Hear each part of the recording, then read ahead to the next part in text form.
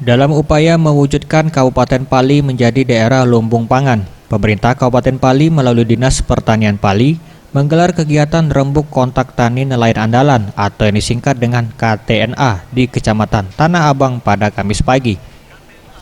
Pada kegiatan ini dilakukan pembagian paket beras serta bibit kelapa genja entok kepada masyarakat dan kelompok tani. Pemkab Pali juga memberikan 18 unit sepeda motor dinas kepada seluruh PPL serta alat mesin pertanian. Pemberian secara simbolis ini dilakukan oleh Bupati Pali bersama Ketua TPPKK Pali. Bupati Pali Heri Amalindo mengajak seluruh masyarakat untuk dapat bersinergi dan berinovasi, baik dalam menjaga alsintan yang diberikan maupun di dalam meningkatkan hasil pertanian yang ada.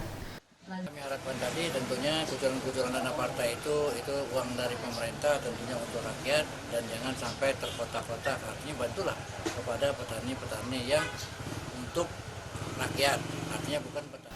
KTNA merupakan naungan organisasi independen yang menaungi para petani ataupun para kelompok tani.